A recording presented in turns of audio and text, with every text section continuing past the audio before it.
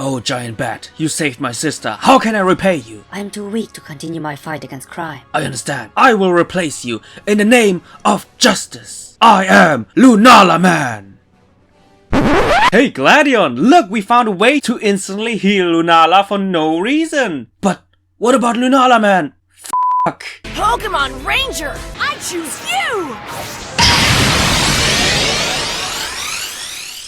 What's up, buddy boys and girls, it's your Ranger Boy here, and welcome to another review of the Pokemon Sun and Moon anime. In this week's event, a giant bat tries to save the day with episode 88, Lunala vs UB Black, a full moon battle. Already sounds exciting as f***, but can it live up to the hype? If you want to know more, then grab some popcorn, grab some cookies, and let's do this! After a short recap of last week's episode, we continue where we left off, with Necrozma chasing Lunala while sucking Ultra Aura energy out of the legendary Pokemon. And to make matters even worse, they are also heading towards Melemele Island, which means that our Power Rangers have to stop the two Kaijus from destroying the whole city. Honestly, I want to see Lunala vs Necrozma in a Kaiju Power Rangers boss battle. I mean, who wouldn't be excited? Oh yeah, every adult. Just ask Jesse and James, who don't even show any excitement for the two legendaries flying by. Well, maybe the professional Team Rocket can inject some excitement. Oh, of course not. Because being adults equals being lazy and dozing around. Thanks to the Radiant one. But even Necrozma's power can't stop Jessie from complaining about Giovanni's secretary Matori and her new Matori Matrix squad. Really? But hey, at least we have people like Hala who at least try to stay motivated even with the two Pokemon fucking around above the city. You're not lazy when I'm around? Necrozma smash! Oh hell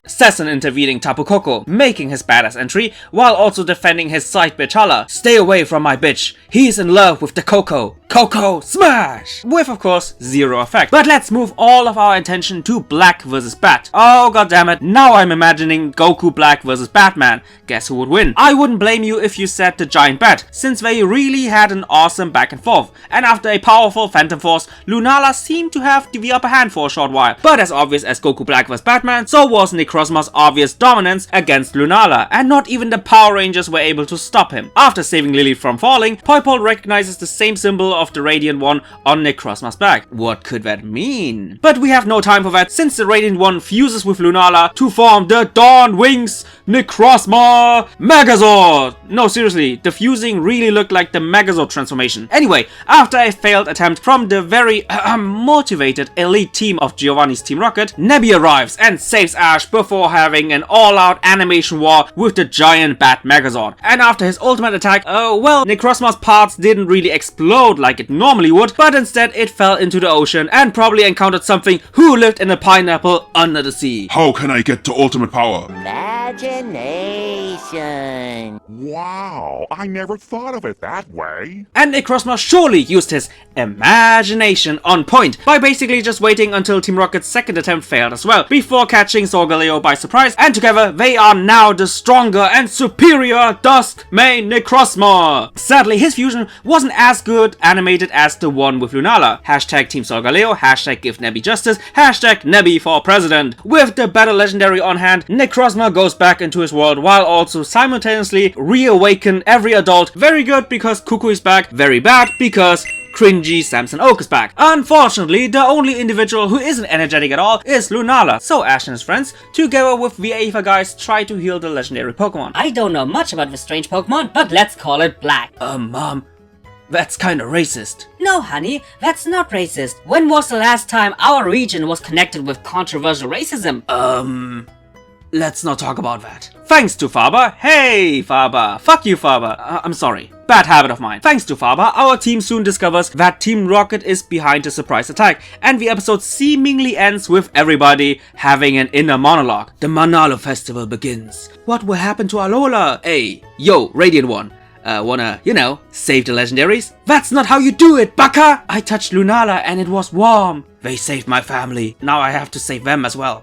Etch. What a way to end the episode. If it wasn't for Ash suddenly screaming out of nowhere, we will save them with our power. Then all the Z-rings start blinking and Lunala has its energy back. What? Okay, and that's the end of the episode. And without any hesitation, ratings. What can I say about the story? From a story aspect, this episode was Okay, it basically was just a battle between Necrozma and the legendaries, which went on throughout the whole episode. We first had Necrozma versus Lunala, then a little battle versus Tapu Koko, then we had Dawnwing's Necrozma versus Solgaleo, which ended with Necrozma in the end overtaking Nebby. This obviously had the purpose to showcase not only how strong Necrozma is, but also that you couldn't take him down even with numerous obstacles against him. 2 legendaries, plus Guardians, and plus Team Rocket. But what about the rest of the story? The rest of the story was basically more foreshadowing of future plot, rescuing Solgaleo, revealing the secrets of Necrozma, repaying debts to the legendaries, Paul's connection to all of this, and Team Rocket as the upcoming danger. This and more has been foreshadowed in this episode for a little bit and will most likely come up next week. But speaking of Team Rocket, the debut of the so-called elite team was really a letdown. I'm so glad that they will provide some proper action next week. Mega evolution, baby! But their first impression was really not that good. They barely left an impact on this week's plot, and the fact that they were also influenced by the lazy phenomenon didn't really improve their image either. Last but not least, the ending with Ash and the other Z-move users healing Lunala out of nowhere because...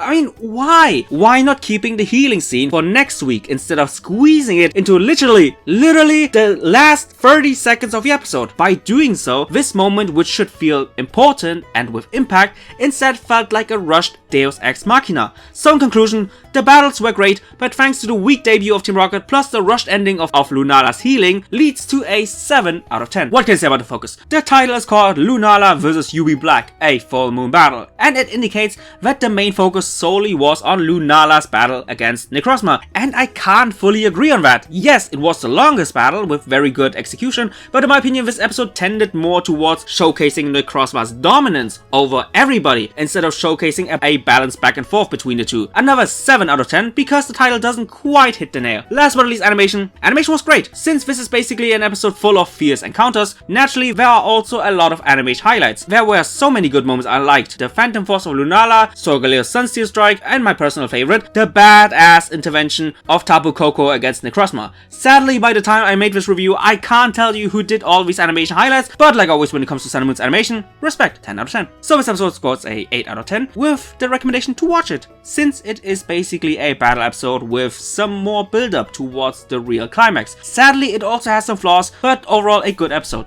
Anyway guys, I really hope you enjoyed this review, and just like always, I see you guys in the comments down below.